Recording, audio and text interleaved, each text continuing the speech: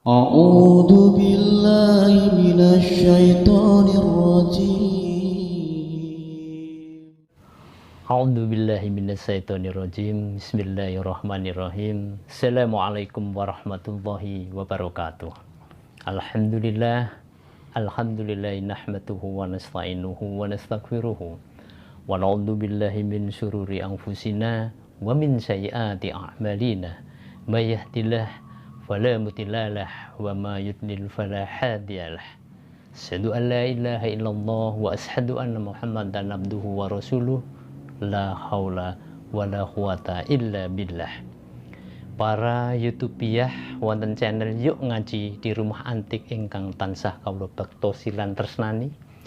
Wonten kesempatan ingkang saya menika monggo sami-sami ngunjukaken puji syukur wonten ngarsanipun Allah Subhanahu wa taala dengan sak lebet-lebetipun syukur. Amargi namung Allah piyambak ingkang tansah ngasih kenikmatan-kenikmatan ingkang kathah sanget. Salajengipun salam dan sholawat selalu kita sampaikan kepada junjungan Nabi besar Muhammad Sallallahu Alaihi Wasallam, Nabi besar, Nabi penutup zaman, Nabi ingkang bisa merubah zaman jahiliyah menjadi zaman modern. Para YouTubiah ingkang tansah kawula bektosi, wonten kesempatan ingkang saya menika ingkang badhe mbabar sabda, medhar sabda nggih menika Ustadz Suwarno. Menika tinggal wonten Cerbonan RT 04 RW 2 ngaten nggih? Nggih. Pasipun wonten sebelah barat rumah dinas Bupati.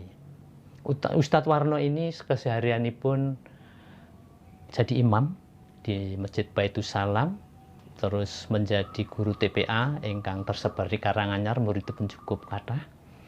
Lan kegiatan-kegiatan sosial kemasyarakatan sanesipun. Keseharianipun kantoripun, pasipun kantoripun menika wonten masjid nggih Ustaz. Jadi kalau mencari Ustadz Warno ini gampang di Masjid Baitus Salam, kulon rumah dinas Bupati Karanganyar. Para YouTubiah ingkang tansah kawula hormati, wonten kesempatan ingkang saya menika mangke Ustadz Warno badhe mbabar dengan irah-irahan memakmurkan masjid.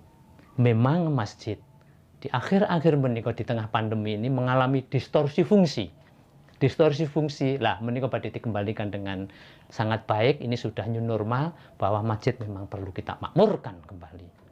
Para YouTubiah ingkang tansah kawula hormati, dengan segala hormat kami serahkan kepada Ustadz Warno untuk memulai tausiah. Tetapi ampun kesupen nggih para YouTubiah sekalian untuk subscribe, like, share sebanyak-banyaknya kepada semuanya, pada kolega, pada handetolan penjenengan, supaya channel Yuk Ngaji Rumah Antik ini bisa menjadi channel yang besar, channel yang terhormat, channel yang insya Allah bisa bermanfaat dan barokah kepada umat Islam. Wabillahi taufiq wal hidayah. Assalamualaikum warahmatullahi wabarakatuh. Assalamualaikum warahmatullahi wabarakatuh. Innal hamdalillah nahmaduhu wa nasta'inuhu wa nastaghfiruhu wa na'udzu billahi min syururi anfusina wa min sayyiati a'malina may yahdihillahu fala mudhillalah wa may yudlil fala hadiyalah. Asyhadu an la ilaha illallah wahdahu la syarikalah wa asyhadu anna Muhammadan abduhu wa rasuluh. Allahumma sholli wa sallim wa barik ala Muhammad wa ala ali Muhammad. Wallahu ta'ala fil kitabil karim. A'udzu billahi minasyaitonir rajim. Bismillahirrahmanirrahim. Ya ayyuhalladzina amanu taqullaha haqqa tuqatih wa la tamutunna illa wa antum muslimun. Wa qala aidan innama ya'muru masjidallahi man amana billahi wal yawmil akhiri wa aqama sholata wa ata zakata walam yakhsha illa Allah fa asa ulaika ayyakunu minal muhtadin. Pemirsa YouTubiah yang dirahmati Allah, kita kembali di channel Yuk Kita Ngaji di Rumah Antik. Kali ini sengaja kami ingin menyampaikan tema memakmurkan masjid. Masjid berasal dari kata sajadah yang berarti sujud, menjadi isim makan, menjadi masjid. Dalam sebuah hadis disebutkan sebaik-baik tempat di dunia ini adalah masjid. Sejelek-jelek tempat di dunia adalah pasar. Kenapa begitu? Memang masjid adalah sebutannya Baitullah, rumah Allah. Bahkan dalam sebuah hadis disebutkan, barang siapa yang selalu memakmurkan masjid, maka Allah akan mencintainya. Barang siapa yang memakmurkan masjid, dia akan menjadi ahlullah. Maka itu marilah kesempatan yang bagus ini kami sengaja ingin mengajak kepada para pemirsa semuanya, marilah kita berusaha memakmurkan masjid-masjid kita di lingkungan kita masing-masing. Mungkin ada di antara pemuda yang kuat hiking naik ke gunung, mungkin jauh dari rumahnya, mungkin bisa naik puncak, tapi kadang masjid dekat rumahnya terasa jauh.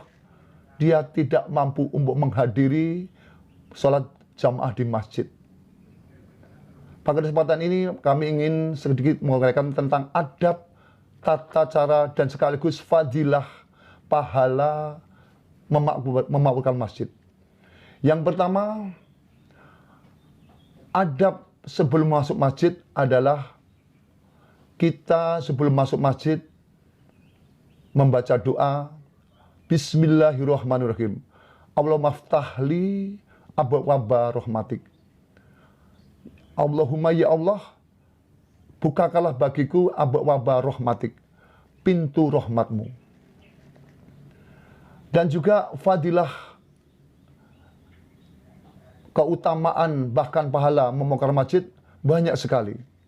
Di antaranya dalam sebuah riwayat dan hadis, barang siapa dari rumahnya untuk tujuan menuju masjid dalam keadaan berwudu, maka satu langkah kakinya menuju masjid tersebut, satu langkah akan menggugurkan dosa, satu langkahnya lagi akan mengangkat derajat. Luar biasa ini. Maka dalam satu riwayat, ada seorang sahabat Nabi yang rumahnya kebetulan jauh dari masjid. Mohon izin kepada Nabi, wahai Nabi, rumah kami itu jauh dari masjid. Bolehkah saya membangun rumah dekat masjid? Nabi justru melarang. Jangan. Jauhmu dari masjid itu justru dengan perjalanan jauh itu akan mendapatkan tambahan pahala yang banyak. Setiap langkah kakimu menggugurkan dosa, satu langkah kaki akan ditingkatkan derajatnya. Luar biasa ini. Dan juga fadilah selanjutnya yaitu kita mau ke masjid harus mengadakan sholat jamaah di masjid. Fadilah sholat jamaah di masjid adalah lebih utama, bahkan lebih baik daripada sholat sendirian 27 kali derajat. Luar biasa ini. Jadi kalau kita sholat sendirian cuma pahalanya 1, kalau kita bisa sholat jamaah tanpa ketinggalan takbir pertama imam akan mendapatkan fadilah 27 kali derajat. Maka dalam satu riwayat ada seorang sahabat Nabi yang saat itu sedang sibuk mungkin berkebun di kebun kurmanya, maka saat itulah dia tertinggal sholat asar. Maka untuk mengganti supaya dia mendapatkan pahala 27 kali lipat tersebut, akhirnya sahabat tadi sholat asar sendiri sebanyak 27 kali. Setelah 4 rakaat salam langsung sholat lagi sampai 27 kali. Dalam satu riwayat, sahabat tadi malam harinya bermimpi ketemu dengan sahabat-sahabat yang lain. Yang mana sahabat-sahabat yang lain itu bisa naik kuda dengan cepat. Akhirnya sahabat yang tadi melakukan sholat 27 kali tadi, akhirnya dia berlari. Tidak bisa mengejar. Akhirnya, kenapa aku nggak bisa mengejar kamu? Aku sudah berusaha lari sekencang-kencangnya. Lalu sahabat yang naik kuda tadi mengatakan, oh kamu nggak bisa akan mengejar saya. Sholatmu yang sebanyak 27 kali tapi sendiri. Dengan kami bisa sholat berjamaah cuma sekali, pahalanya, fadilahnya, keutamanya tidak akan bisa mengejar kami. Luar biasa ini. Maka itu marilah dengan adanya fadilah-fadilah, marilah kita berusaha bisa sholat berjamaah di masjid. Dan juga ada lagi satu riwayat menyebutkan barang siapa bisa sholat Isya berjamaah maka mendapat pahala separuh sholat malam. Separuh sholat malam, kalau satu malam itu 12 jam, seakan-akan dia bisa melakukan sholat malam sebanyak 6 jam. Apalagi kalau bisa sholat subuh berjamaah, maka dia mendapat fadilah seakan-akan sholat malam semalam suntuk. Begini pahalanya sholat Isya dan subuh berjamaah. Dalam satu hadis tersebut disebutkan, tapi berat bagi orang-orang yang munafik untuk bisa melakukan amalan yaitu sholat Isya berjamaah dan sholat subuh berjamaah. Juga para sahabat pernah bersepakat itu seakan-akan dia sebelumnya tidak mengadakan janji, mengatakan begini, barang siapa selama 3 hari 3 malam tanpa uzur, 1 mungkin karena sakit, 2 mungkin karena hujan, 3 mungkin karena bahaya, kalau sholat mungkin dia akan dibunuh dan sebagainya, uzur-uzur yang dibenarkan syar'i, selama 3 hari 3 malam nggak mendatangi sholat Isya dan subuh secara berjamaah, maka para sahabat tadi bersepakat jangan-jangan orang ini mempunyai penyakit munafik. Naudzubillah. Maka dari itu mari kita berusaha bisa sholat berjamaah di masjid, membongkar masjid dengan terus-menerus bisa sholat berjamaah di masjid. Lalu fadilah selanjutnya dalam satu hadis disebutkan, barang siapa bergegas menuju masjid dengan tujuan yata'alam, mencari ilmu atau mengajarkan kebaikan, maka hadirnya dia di majelis taklim di masjid tersebut mendapat pahala haji mabrur taman, yaitu haji mabrur yang sempurna. Ini fadilah-fadilah mendatangi masjid. Maka dari itu marilah kita ajak keluarga kita, anak-anak kita, khususnya laki-laki, mungkin cucu-cucu kita, untuk bisa menerapkan masjid kita di sekitar kita. Mungkin siapa yang akan memakai masjid kalau bukan kita dan keluarga kita. Sebagai penutup, kami ingat ada seorang ulama yang mengupas arti masjid dari hurufnya, yaitu huruf masjid terdiri dari huruf mim, sin, jim, dan dal. Mim berarti maghfirah. Barang siapa, kalau kita sering masuk masjid, insya Allah Allah akan berikan maghfirah, ampunan luar biasa. Maka keberkatan kita ke masjid dengan berjalan itu 1 langkah menggugurkan dosa. Bahkan kita masuk masjid akan berkata ampunan dari Allah. Yang kedua, huruf sinnya dari kata sakinah, yaitu bermakna tenang. Maka itu marilah kalau kita sering masuk masjid akan mendapat ketenangan. Mungkin barangkali kita banyak problematika hidup, datanglah ke masjid. Mungkin solusi belum dapat, tapi minimal hati kita bisa tenang. Kalau sudah hati kita tenang, insya Allah modal utama untuk hidup bahagia. Yang ketiga, huruf jin berarti jannah. Barang siapa selalu mondar-mandir masjid, sholat jamaah di masjid, dijamin Allah masuk surga besok. Yang terakhir, dalnya ada kata darajat.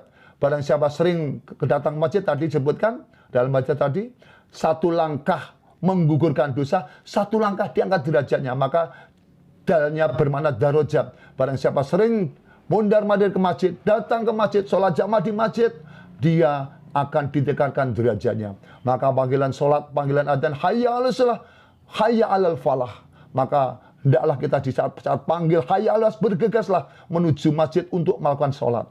Dan hayya 'alal falah, yaitu panggilan marilah kita menuju kebahagiaan, menuju kemenangan. Hendaklah panggilan tersebut segera kita tunaikan. Dalam sebuah riwayat di dalam Ibnu Katsir, Ibnu Abbas pernah memberikan tafsiran keras sekali. Barang siapa dengan dikumandangkan azan tidak bersegera menyambut azan tersebut dengan mendatangi sholat jamaah di masjid, fala sholatalah. Maka Ibnu Abbas mengatakan tidak ada nilai sholat baginya. Maksudnya tidak sholat jamaah itu nggak ada nilainya begitu. Dan juga marilah kita berusaha mengajak saudara kita, tetangga kita untuk bisa membongkar masjid. Karena masjid ini adalah rumah Allah, yang mana rumah Allah itu kalau kita masuk pasti Allah akan senang kepada kita. Pasti Allah akan menyintai kita. Mungkin sekian yang bisa kami sampaikan.